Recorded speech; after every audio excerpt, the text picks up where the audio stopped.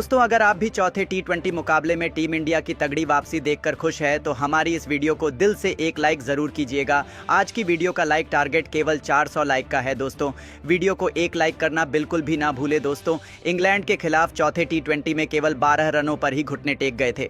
भारत के टॉप 3 बल्लेबाज नहीं चला। संजू से लेकर सूर्य और तिलक का बल्ला। मुश्किल में थी टीम इंडिया, खामोश था हिंदुस्तान। तब टीम इंडिया की दिल और धड़कन अभिषेक और रिंकू, भारतीय बल्लेबाजों ने अंग्रेजों की धज्जियां उड़ाते हुए तो ऐसा चमत्कार कर दिखाया। देख सबकी आंखें फटी की फटी रह गई। तो आखिर कैसे भारतीय बल्लेबाजों के तूफान में सूखे पत्तों की तरह उड़ा है घमंडी इंग्लैंड का गेंदबाजी क्रम, कैसे इन्होंने अपने बल्ले से रच दिया। इतिहास दिखाएंगे। इस रोंगटे खड़े कर देने वाले चौथे टी20 की पूरी हाईलाइट तो हमारे साथ अंत तक बने रहे। लेकिन उससे पहले आपको क्या लगता है कि अभिषेक, रिंकू और हार्दिक में कौन सबसे खतरनाक बल्लेबाजी? अपनी टीम की राय नीचे कमेंट करके जरूर बताइए। दोस्तों, आखिरकार दुनिया की दो सबसे महान टीमों इंडिया और इंग्लैंड के बीच सबसे रोमांचक चौथे टी20 मुकाबले का घमासान यहां पुणे के महाराष्ट्र क्रिकेट एसोसिएशन स्टेडियम में शुरू हो चुका है, जहां इंग्लिश कप्तान जोश बटलर ने टॉस जीतकर टीम इंडिया को पहले बल्लेबाजी करने का न्योता दिया और उसके बाद गेंद और बल्ले के बीच हुए जबरदस्त घमासान में जो हुआ देख पूरा क्रिकेट जगत उंगलियां दबाने पर मजबूर हो गया।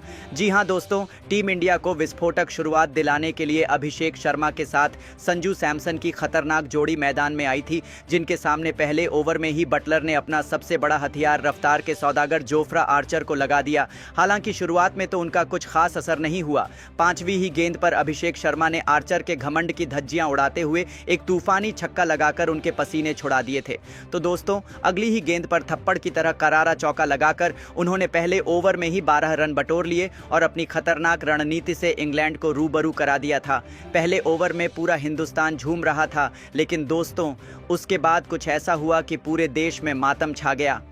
जी हां दोस्तों, दूसरे ओवर में ही संजू सैमसन ने गेंदबाजी में बहुत बड़ा बदलाव करते हुए साकिब महमूद को बुलाया। लेकिन दोस्तों, ये खिलाड़ी कुछ ऐसा कर जाएगा किसी ने सपने में भी नहीं सोचा था। जहां उनकी पहली ही गेंद पर बड़ा छक्का लगाने के चक्कर में ओवर कॉन्फिडेंट संजू सैमसन बहुत बड़ी गलती कर बैठे और बाउंड्री पर खड़े ब्राइडन कार्स ने उनका एक लाजवाब कैच लपक कर टीम इंडिया को पहला झटका दिया, जहां संजू 3 गेंद पर 1 रन बनाकर पवेलियन लौट गए। लेकिन दोस्तों, टीम इंडिया की हालत तो उस समय खराब हुई जब बैटिंग करने उतरे तिलक वर्मा भी पहले ही गेंद पर साकिब महमूद की जोफ्रा आर्चर के हाथों कैच आउट हो गए और 2 गेंद पर गिरे 2 बड़े विकेटों ने भारतीय टीम को मुसीबत के दलदल में फंसा दिया था।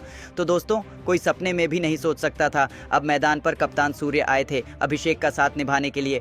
लेकिन दोस्तों, ओवर की अंतिम गेंद पर सूर्य भी गलती कर बैठे और बाउंड्री पर खड़े ब्राइडन कार्स ने उनका भी एक लाजवाब कैच लपक कर कप्तान सूर्य को बिना खाता खोले पवेलियन का रास्ता दिखाकर टीम इंडिया के परखच्चे उड़ा दिए थे, जहां 2 ओवर में 12 रन ही बने थे और टीम इंडिया के 3 बड़े बल्लेबाज घुटने टेक चुके थे। अब मैदान पर अभिषेक शर्मा और रिंकू सिंह पर टीम इंडिया का संकट मोचन बनने की बड़ी जिम्मेदारी थी और इन दोनों ने वह काम बखूबी किया। चौथा ओवर लेकर आए इंग्लैंड के लिए हीरो साकिब महमूद का ही स्वागत दूसरी गेंद पर अभिषेक ने शानदार चौका लगाकर किया था। तो चौथी गेंद पर अपनी क्लास दिखाते हुए अभिषेक ने एक्स्ट्रा कवर के ऊपर से एक और खूबसूरत चौका बटोरकर सीधा काउंटर अटैक करना शुरू कर दिया था। और इससे पहले कि इंग्लैंड समझ पाती उनके साथ हो क्या रहा है, इन दोनों बल्लेबाजों ने तो उनके गेंदबाजों की धज्जियां उड़ानी शुरू कर दी। 5वें ओवर में रिंकू सिंह ने भी सीधा हमला बोल दिया और ब्राइडन कार्स के खिलाफ लगातार 2 गेंद पर 2 चौके जड़कर 5 ओवर में ही टीम इंडिया को 37 रनों तक इन दोनों ने पहुंचा दिया था। इंग्लैंड को समझ आ चुका था कि इन दोनों को आउट करना बहुत जरूरी है, वरना इंग्लैंड की बढ़त को यह दोनों रत्ती भर भी नहीं रह जाने देंगे। और दोस्तों, ऐसा ही कुछ खौफनाक मंजर यह दोनों दिखा रहे थे, जहां पावर प्ले का अंतिम ओवर लेकर आए एक बार फिर साकिब महमूद के घमंड को चकनाचूर करते हुए रिंकू ने इस बार उनके खिलाफ आसमानी छक्का उड़ाकर पावर प्ले में टीम इंडिया को 47 रनों तक पहुंचा दिया था। इन दोनों के बीच एक अच्छी साझेदारी पनप रही थी, जिसके दम पर टीम इंडिया मैच में वापस आ रही थी।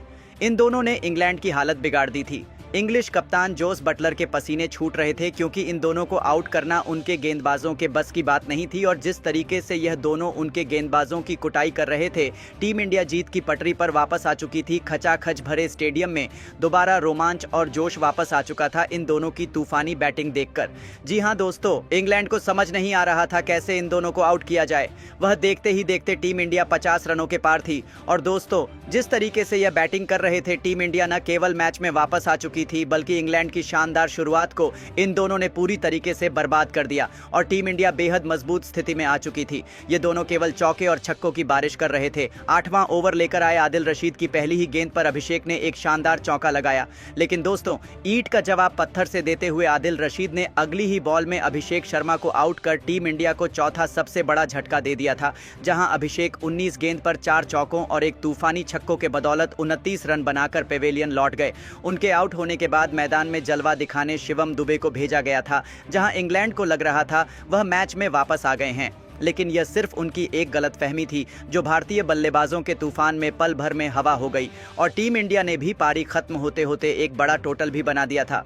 लेकिन दोस्तों, अब आपको क्या लगता है कि रिंकू, अभिषेक और हार्दिक में कौन सबसे खतरनाक बल्लेबाज है?